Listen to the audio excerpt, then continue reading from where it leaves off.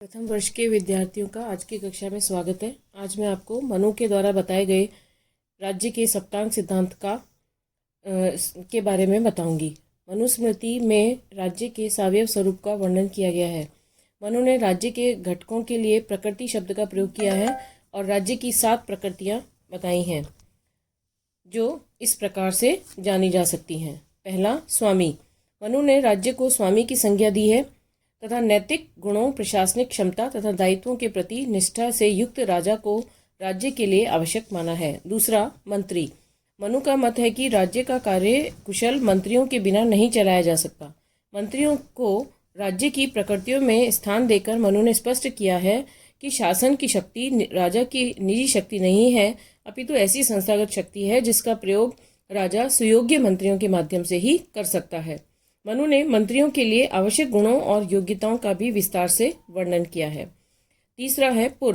पुर का अर्थ राज्य की ऐसी राजधानी से है जो भली भांति सुरक्षित हो। मनु ने पुर में सुरक्षित दुर्ग की आवश्यकता व्यक्त की है।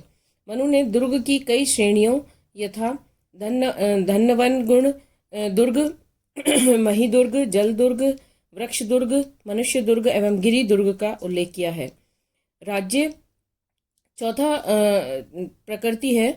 राज्य के अंगों में एक अंग के रूप में मनु द्वारा राज्य का उल्लेख कुछ भ्रम उत्पन्न करता है, किंतु वास्तव में मनु ने राज्य शब्द का प्रयोग जनपद के अर्थ में किया है। इस प्रकार मनु ने राज्य की सीमाओं के अधीन आने वाली भूमि और उसमें निवास करने वाली जनता को सम्मिलित किया है। कौटिल्य ने भी जनपद को राज्य का एक अंग बताते हुए जनपद में राज्य की भूमि और उसमें निवास करने वाले जनता दोनों को सम्मिलित किया है।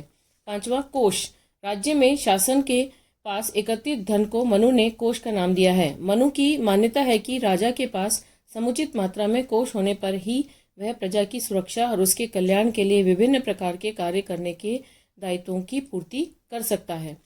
छठा है दंड।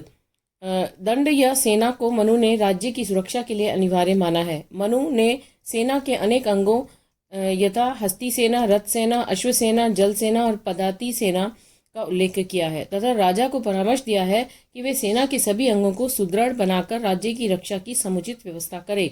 सातवां है मित्र। मनु ने मित्र को राज्य के आवश्यक अंग के रूप में स्वीकार करके 2 तथ्यों की ओर संकेत किया है। पहला,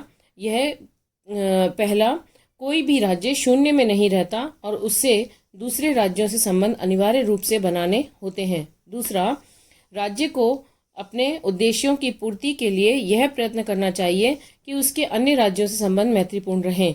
इस प्रकार मनु ने मित्र को राज्य की सप्तांग प्रकृतियों में स्थान देकर राज्य द्वारा शांति की नीति अपनाए जाने की आवश्यकता स्पष्ट की है। राज्य की प्रकृतियों के इस विवेचन से यह स्पष्ट होता है कि सप्तांग सिद्धांत वास्तव में राज्य की प्रकृति को समझने के लिए पूर्ण आधार नहीं माना जा सकता।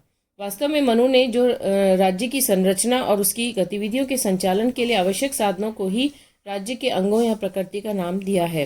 मनु द्वारा प्रतिपादित राज्य की प्रकृति के विश्लेषण के लिए राज्य के उद्देश्यों, उसके कार्यक्षेत्र व संप्रभुता आदि तत्वों पर भी विचार हम आगे करेंगे। अगली कक्षा में इसका विचार हम करेंगे। धन्यवाद।